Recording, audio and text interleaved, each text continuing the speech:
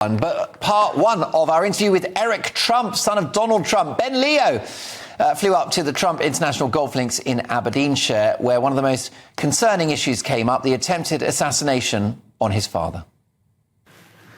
Mr. Trump, thank you so much for having us today at this beautiful course. It's my first time here, and it really is, you know, you've mentioned before how glorious it is, and true to your word, it is fantastic.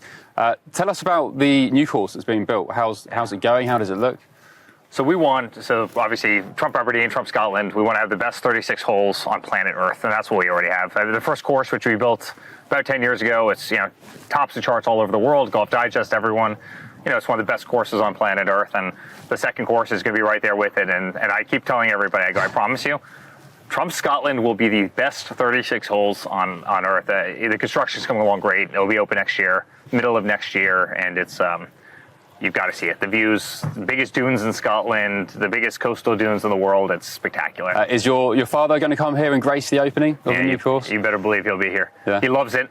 He built the whole first course. I'm building the second course. Obviously, he's slightly busy these days, right? With trying to not only win the presidency but save the free world and get us out of the mess that the whole Western world, frankly, is in. But now he's incredibly proud of it. He knows every blade of grass on this piece of property. He loves Scotland. My grandmother's Scottish. We obviously built Turnberry as well, which is, many say the greatest course on earth, and we're incredibly proud of everything we've done in this country. Well, speaking of your father, of course, we're weeks off the back of that now infamous assassination attempt. How is he? How are you? How's the family? Yeah, he's doing great. He's tough as nails. We need more tough guys like him. I mean, he's really amazing, and it was a scary moment. I almost saw your father executed on national TV, and the former president of the United States, and very well likely the future president of the United States, and that's a moment that no one wanted, but he was remarkable. He hopped off that floor, he's bleeding, he fight, and the guy's incredible. I've seen that my entire life, and I think the whole world witnessed it, certainly over the last 8 years, but they certainly witnessed it in that moment, and that's one of the probably most courageous acts of any political figure in modern history, and I was proud of him. That should never happen. It's crazy that it was allowed to happen. And, I'm proud of him. And I think he's going to go on. And I think in November, he's going to win the presidency. Of course, you always knew he was tough. Yeah. But it takes a moment like that, yeah. When you're millimeters from death, yeah. to really see what someone's made of. And that now iconic picture with the flag waving behind him, his fist in the air. Yeah. You knew he was tough, but did you know he had that in him? Yeah. I knew he was extremely tough. I think when you're talking bullets versus words, it's it's kind of a different barometer, maybe you want to call it. But he's the toughest guy I know, and I've always said that. And I said that before he entered politics, and I think politics, frankly, only made him tougher and only showed his resilience more. They attacked him on everything. They tried to impeach him. They tried to take him down. They tried to destroy our families. But politics is nasty. And what he's faced is beyond nasty. I think when you see all of a sudden blood running down the side of somebody's face and, he's on the ground because somebody tries to take his life, that's a different level of toughness when you pop up and you keep going, right? Fight. And he called me the next day. He called me an hour later, and he goes, listen, nothing changes. We're going to the RNC in Milwaukee. Nothing changes. We're not getting there a minute later than anticipated. Nothing changes. And I have tremendous respect for him. Not only was he a great father, not only is he, my closest friend, not only are we inseparable, not only do I run on, our entire family company and our assets around the world, and I have been entrusted to do that, but he's truly just a remarkable, strong guy with incredible perseverance and backbone and dedication to what he believes in, and that's making America great again. Where were you when you heard of the assassination attempts? Yeah, I was on my couch with my kids. And they're sitting there, we're watching on live TV, and I looked down at my computer for a second. I was working on something, and I hear the shots, and I'm very familiar with the shooting world. I, did a lot of that stuff competitively for a long time, and I instantly knew what it was, and I go, that's not good. And, obviously the rest is history. How did you feel? Oh, horrible.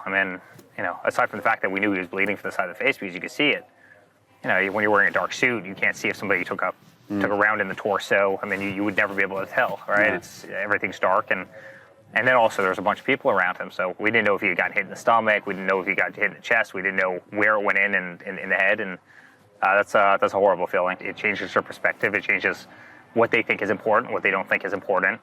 People still are fragile, all right? People's lives can be expunged like that. and you're not invincible. And I think that certainly weighs on him, and it certainly weighs on all of us. And yeah, I think there probably was a different aura after that shooting. At the same time, he's more, kind of shows everything that's wrong with the system, if you want to know the truth, right? The constant attacks, the relentless attacks, the problems that we have in the United States, the problems the Western world has. You have the same problems over here. And he's damn committed to fighting those problems, to solving those problems, and to making sure that the West stands on its own and the United States remains a superpower of the globe. Were you emotional? I mean, did you cry during the news? I mean, yeah. Did he cry, your father? I've never seen him cry in my life. I've never seen him cry in my life. I mean, obviously, I was. It's a punch to the stomach. There's no question about that, right? You're sitting there with your infant children on your lap, and they watch the near assassination of their grandfather. I watched the near assassination of my father. If a country watches the near assassination of a person that they absolutely love, right? I mean, he got the most votes of any Republican candidate in the history of our nation. And these are people who would walk to the end of earth for the man. I mean, they love him, they adore him, So, I mean, let's talk about the Secret Service. Do you think they willfully let your father be shot that day? Because there was a piece in the New York Times saying that one of the counter-snipers was communicating by text with the local police, who said that they knew of this guy at least 100 minutes before the first shot was fired. Secret Service was with me for 5 years. They're incredible people. I know many of them personally. I've been to their weddings. I know their kids. I know their wives. I know, one of the females on the stage in that famous picture, she was with me for 3 years. She's incredible. She would have died for him in that moment, hands down, no doubt about it. She'd do anything for me. There's no question she would have died for my father. Somebody really let that team down. That team showed up a couple minutes before the rally, went up on stage. Somebody really, really let them down, and they better damn get to the bottom of it. I'm mad. I think a lot of America's mad. Thank God for the people on that stage. But there's no question that somebody in the periphery made a big mistake and it almost led to the unthinkable. Who do you think at this point? I mean, are you happy to give any thoughts or ideas? What does your father think about it? I don't know. All I know is, again, I told you I did a lot of competitive shooting. You allowed somebody on a rooftop at 130 yards with a modern day rifle. That's like me making, I know we're standing on putting green right here, but that's like me making a 4-inch putt, right? Yeah. This is not a hard shot. You can do it 1,000 out of 1,000 times if you're even remotely competent with the rifle. And again, it almost cost America their former president. It almost cost me a father. It almost cost my kids their grandfather. It can't be allowed to happen. Could you imagine a president being here and not having the fortitude to guard that roof? Just unbelievable. Of course you would. I mean, a Boy Scout would have figured this out. All right, this doesn't take professionals to figure out. A small child would have figured this out. That hey, you may as well have somebody up on that roof, and they didn't. And we almost lost a great person because of it. Just final question on that. So do you think it's incompetence or something maybe a bit more sinister? Well, it's certainly gross negligence. I mean, it's absolute incompetence and negligence on behalf of somebody. And I'm not talking about the agents on this stage. And I love those guys. Yeah. Right? They acted immediately and they did the right thing. Do I think it was incompetence to allow a guy to linger around for an hour with a high-power rifle 100 yards away from a rally? Mm. By the way, if my father wasn't on that stage, it would have been incompetence. I mean, you have 20,000 people, and the guy's walking around with a rifle. Yeah, that's incompetence. Yes, it's gross negligence, and they're going to get to the bottom of it. But I hope it's not something worse. Did you hear from our new Prime Minister, Sir Keir Starmer, or did your father hear from him in the days after that event? You know what? I haven't asked him. It's a great question. I'll report back. I've been over here building golf courses. You've been too busy. I never asked a question, but. My father has tremendous respect for this country. He loves the UK in general. He loves Scotland.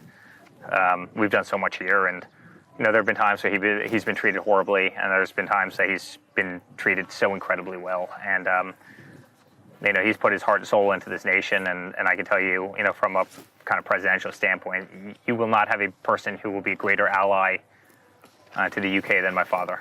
The reason I ask about Sir Keir Starmer is particularly his new cabinet.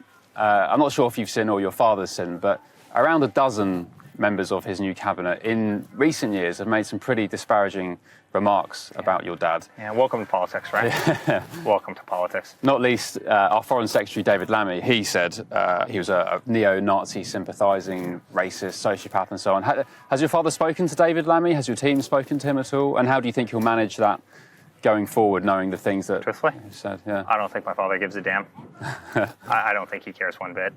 my father's in it to win the presidency of the United States. He's in it to restore America to the greatness it deserves. I'm over here building the greatest golf course on earth. I do wish that the UK would once in a while say thank you. There's a lot of people who stay away from the UK because it's hard to do business in. And when I say hard to do business in, like punitively hard to do business in compared to other areas of the world. We've built some of the greatest assets in the world. We saved Turnberry, which you know better than anybody. It kind of fallen into disrepair. We saved it. We put hundreds and hundreds of millions of dollars into the economy. And then you have jokers who come out and say things like that, right? I can't possibly take that seriously. But I can tell you he's not losing sleep over any comment. And politics is nasty. And you have nasty people in politics. So I take it all with a grain of salt. I truly do. Yeah, I'm sure you and your family and your father definitely have thick skin. I guess the concern is from the British side, people who admire your father and obviously, of course, love our own country. If and when your father does win a second term at the White House, we want that relationship to be strong and solid. And we're concerned not about your father, but more about people like David Lammy and Yvette Cooper, the Home Secretary, who have made all these awful comments in the past. I think irrespective of what a bunch of politicians say, which they think will benefit them for about 3 seconds and get them headlines. And the fact, listen, you're talking about this guy because he made some outlandish comment. Had he not made that outlandish comment, you wouldn't be talking about it, right? By default, he's winning because we're even talking about him, right? My father doesn't give a damn. Long after David Lammy, long after all these people, our mark on Scotland, our mark on the UK will exist, and we'll be very proud of that. He's the greatest guy with the biggest heart. Unbelievable visionary, tough as nails. Every single one of us turned out well. Hard workers, no games, no drugs, no nonsense. He's a guy, so I'll just give you a little story. I went into his room every single day as I went to school, and he always looked at me. He goes, Eric, no drinking, no drugs, no smoking. Okay, let me say that again. No drinking, no drugs, no smoking. You better do well in school, right? And so that's how we always went off. But he still calls us, my boy, right? And he's like, I know he's a 40-year-old who runs a $7, $8, $10 billion company, but he's still my boy, right? He might be old, he might have gray in his mustache, but he's still my boy, and now he's an incredibly loving guy. How's your father's ear, by the way? It's healing. It's doing much better. Much better. What do you make of all the nonsense online, saying, especially from sort of militant leftists who are saying he wasn't shot, it was shrapnel, rubbish like that? It's infuriating. Yeah. It's infuriating. And then you have Google that scrubs the search terms. You type in Trump assassination, it doesn't even come up. You want to talk about a corrupt, awful world where they're trying to hide that because they think somehow that hurts them or benefits somebody else or whatever it may be. It's awfully sick. I mean, when your media is being censored like that, when Google searches are erasing history and propagating revisionist history, the whole world sees it.